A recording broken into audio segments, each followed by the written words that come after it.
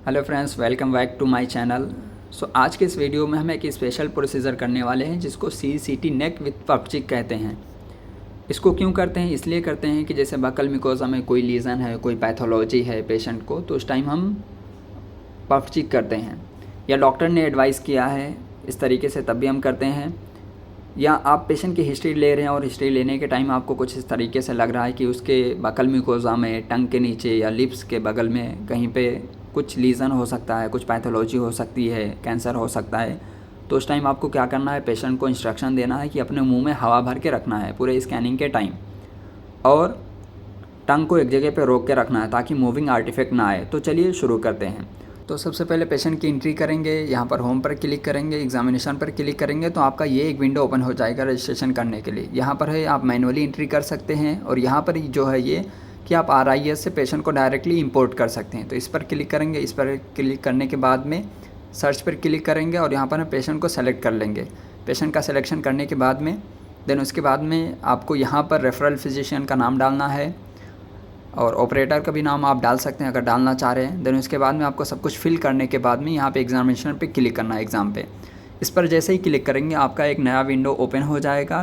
Then आपको क्या करना है, यहाँ पर नेक वाले रीजन पर क्लिक करना है। जैसे इस पर क्लिक करेंगे तो आपका जितना भी नेक प्रोटोकॉल है यहाँ पे शो होंगे। आपको डुअल फेज ले लेना है, आपको उस तरीके से डबल क्लिक करना है।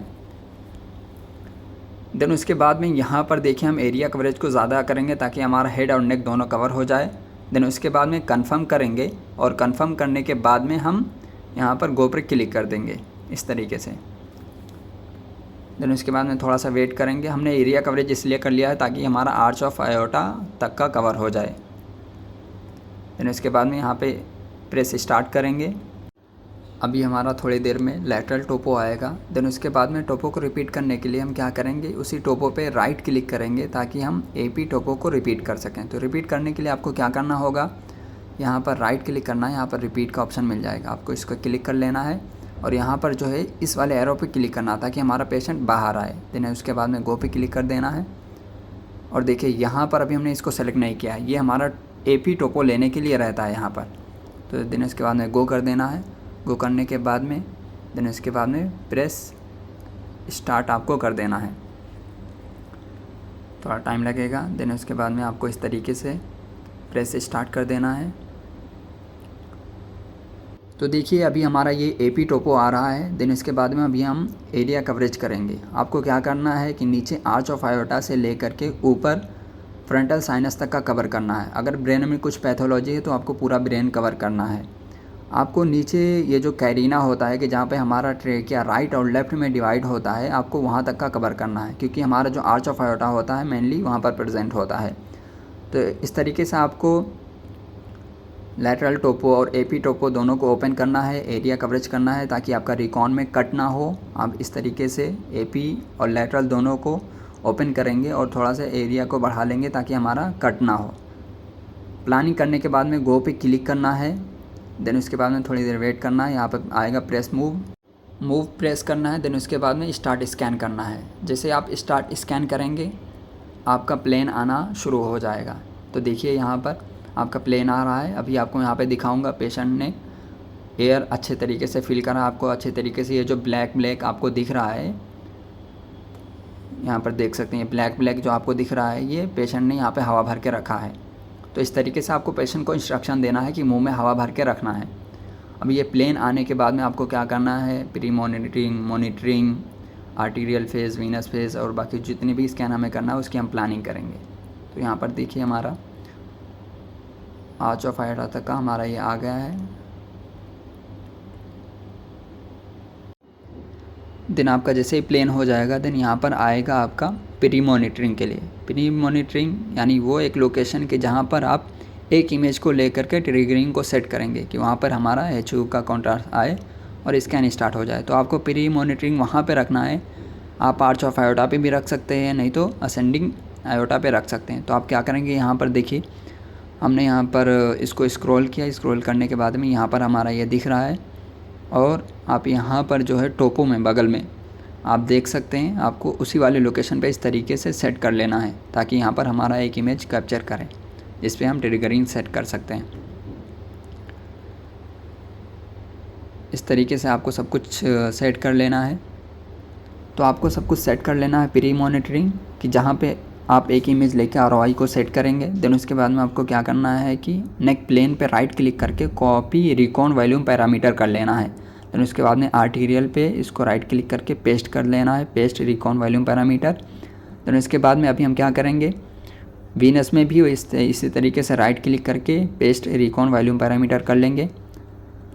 ये क्या होता है कि जितना एरिया हमने प्लेन में कवर किया था वही हमारा एरिया कवरेज कॉपी पेस्ट हो जाए, हमें बार बार उसको प्लानिंग ना करना पड़े। और अगर आप चाहते हैं कि उसको प्लानिंग करना चाहते हैं तो आप अपने अकॉर्डिंग कर सकते हैं एरिया कवरेज। आपको इस तरीके से चेक कर लेना है कि हमारा पूरा एरिया कवरेज आ रहा है। देन उसके बाद में आपको गो पे क्लिक करना है। जैसे गो पे क्लिक करेंगे, प्रेस मूव, देखिए हमारा यहाँ पर इस वाले लोकेशन पे आ गया। आने के बाद में आपको क्या करना है, प्रेस स्टार्ट करना है। तो देखिए अभी हमारा यहाँ पर एक इमेज आ गया है यहाँ पर। तो देखिए हमारे यहाँ पर असेंडिंग आयोटा दिख रहा है यहाँ पर। तो यहाँ पर हम ROI को सेट कर लेंगे असेंडिंग आयोटा पे कि हमारा यहाँ पर अबव 100 HU का अगर कॉन्ट्रास्ट आए तो हमारा स्कैन स्टार्ट हो जाए, ऑटोमेटिक स्टार्ट हो जाए। अब मैनुअली भी आप उसको स्टार्ट कर सकते हैं। देन उसके बाद में हम यहाँ पर कॉन्ट्रास्ट को सेट कर लेंगे कि हमें कॉन्ट्रास्ट कितना देना है, फ्लो रेट कितना देना है। तो हमारा ये 32 स्लाइस CT स्कैन मशीन है, तो यहाँ पर हम फ्लो रेट 2.5 रखेंगे और पेशेंट के वेट के अकॉर्डिंग हमने यहाँ पे कॉन्ट्रास्ट को सेट कर लिया है। देन उसके बाद में आपको क्या करना है, गो पे क्लिक कर देना है। इस तरीके से जैसे गो पे क्लिक करेंगे आपको यहाँ पे आएगा कॉन्ट्रास्ट और स्कैन साथ में स्टार्ट करने का। देन आपको क्या करना है, कॉन्ट्रास्ट और स्कैन को साथ ही में स्टार्ट कर देना है इस तरीके से। देन उसके बाद में मॉनिटर पे आप देख सकते हैं आपका स्कैन स्टार्ट हो गया है। और जैसे ही हमारा यहाँ पे डिज़ायर्ड HU का यहाँ पे कॉन्ट्रास्ट आएगा, हमारा स्कैन ऑटोमेटिक स्टार्ट हो जाएगा। अभी SVC में दिख रहा है, हमारा यहाँ पे आ गया और हमारा स्कैन स्टार्ट हो गया है।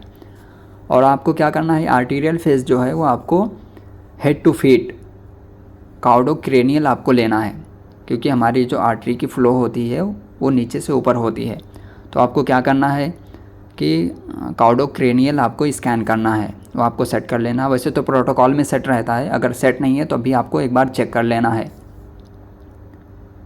तो देखिए हमारा यहाँ पर ये स्कैन आ रहा है, स्कैन बहुत अच्छा आ रहा है आर्टीरियल फेज।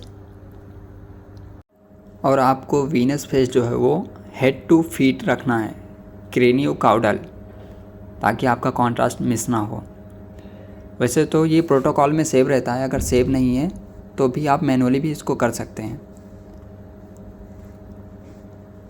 तो देखिए हमारा ये वीनस फेज आ रहा है, हेड टू फीट आ रहा है, क्रेनियो काउडल, यहाँ पर आप देख सकते हैं।